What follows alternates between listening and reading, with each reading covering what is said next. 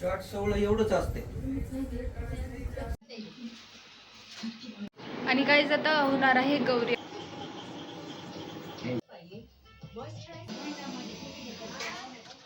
मी ऋतुजा दीक्षित स्वागत करत आहे तुमचं आपल्या मराठी चॅनलमध्ये, ज्याचं नाव आहे ऋतुजाज एस्थेटिक ब्लॉग. तर गाईज जसं की तुम्ही पाहिलं, आपल्या बाप्पाचं आगमन झालेलं आहे आणि गणपती बाप्पाचं आगमन सोहळ्याचा ब्लॉगसुद्धा मी आपल्या यूट्यूब चॅनलवरती अपलोड केला आहे. जर तुम्ही पाहिला नसेल तर ते तुम्ही बघून घ्या. आणि आज आहे 10 सप्टेंबर. आज श्री महालक्ष्मी गौरीचं आगमन होणार आहे आपल्या घरी. तर आज गौरीची तयारी चालू आहे. म्हणजे नेहमी गौरी हॉलमध्ये बसवतो, तर हॉलची साफसफाई वगैरे चालू आहे. मी तुम्हाला हा हॉल आहे आणि बेड आणि सोफा काढून आम्ही हॉलची साफसफाई केलेली आहे आणि मकर आणि लक्ष्मीचं सर्व सामान काढलेलं आहे. तर आता मकर फिट करायचं आहे. ते मकर कसं फिट करायचं ते आम्ही इथं पाहतोय आणि मकर फिट पण करायचे असते. मकर तयार झालेला आहे, मी तुम्हाला दाखवते.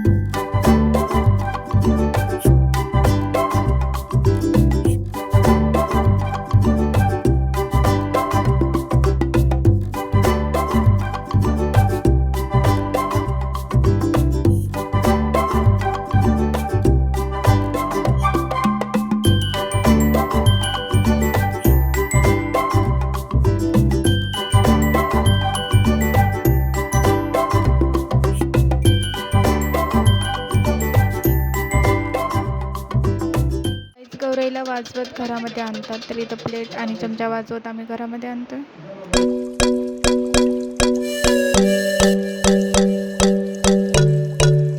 पाहिलं आपलं गौरी आवाहन झालेलं आहे. म्हणजे आज गौरीला आमंत्रण दिलं की उद्या आमच्या इकडे जेवायला या असं. तर वगैरे बसवणं झालं आहे. तर आता गौरीला सजवायचं आहे, म्हणजे गौरीला तयार करायचं आहे. तर ते आता मम्मी वगैरे करते, मी तुम्हाला सांगते, मी तुम्हाला दाखवते ते पण त्याआधी काहीच मी एक विसरले तुम्हाला सांगायचं की आज गौरीचा पण बर्थडे आहे. इथे गौरी आहे आणि गौरी तुला वाढदिवसाच्या खूप खूप शुभेच्छा. Once again happy birthday. Thank you.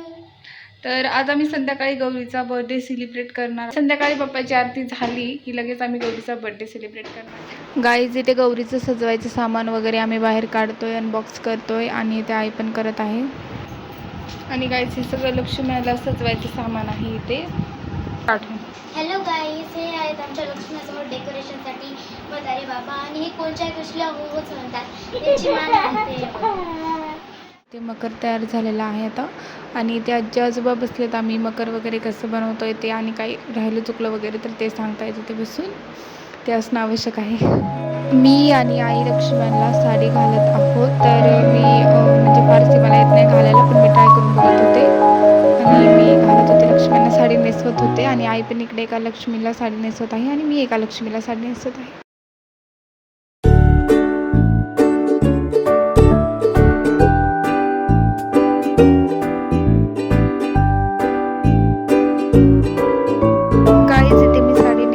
आहे लक्ष्मीला. तर साडी कशी आली आहे ते तुम्ही कमेंट बॉक्समध्ये नक्की सांगा. आणि त्या आईने पण साडी नेसवली आहे. तर गाईज आम्ही आत्ता बाप्पाची आरती करून घेतो आणि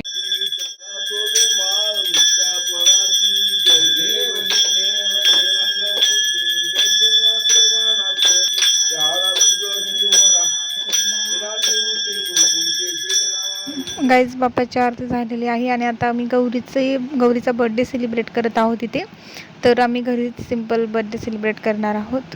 आता आधी गौरीचं ऑप्शन करून घेतोय आणि मग केक कट करायचा आहे. इथे आजी गौरीचं ऑप्शन करते, नंतर आई करणार आणि मग आम्ही केक कट करणार. गाईज ते एक लक्ष्मीला साडी घालून आणि मुखवटा लावून तयार झालेली आहे. आता फक्त इथं शृंगार राहिलाय आणि गाईज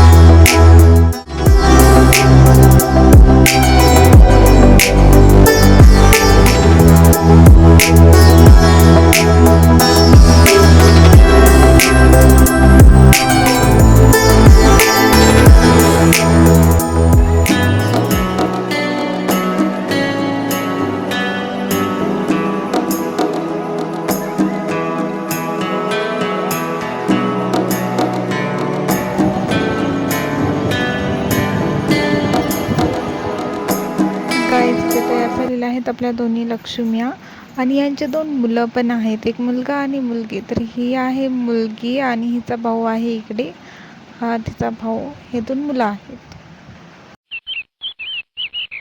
हा तर गाईज आपण काल पाहिलं गौरी आवाहन झालेलं आहे आणि मकरची पण तयारी केली आहे, मकर बसवला आहे आणि ज्येष्ठ गौरी आहेत त्यांना पण सजवलं आहे. सर्व सजावट वगैरे झालेली आहे आणि आज होणार आहे ज्येष्ठ गौरींचं पूजन, म्हणजे आज गौरी पूजन आहे. तर तुम्ही बघा आम्ही काल काय काय तयारी केली, म्हणजे मकरमध्ये लाईटिंग वगैरे लावलेली आहे.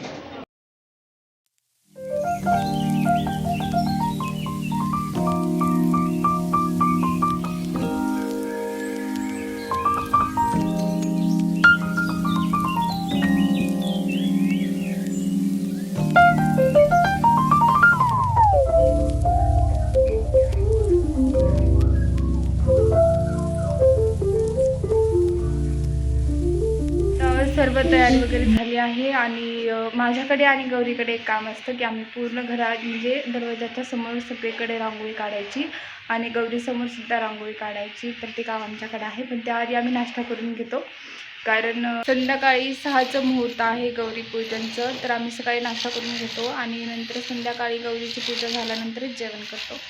तर आम्ही नाश्ता करून घेतो. गाईज आवाजमध्ये प्रॉब्लेम येतोय कारण बाहेर गाईज मी आणि गौरी नाश्ता करत आहोत, पोहा आहे आणि चिवडा. आणि नंतर मग मी काढली रांगोळी, कारण रांगोळी काढायची होती आता त्यामुळे. पण यामध्ये मला यामध्ये काही कलर मला कमी पडले होते तर ते मी आणायला सांगितलेले आणि जे कलर आहेत त्या कलरची मी तर रांगोळी काढतो आणि हे कलर आणि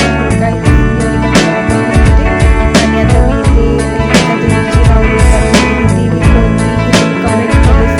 इथे थोडी आणि गजरा काढायचा बाकी आहे.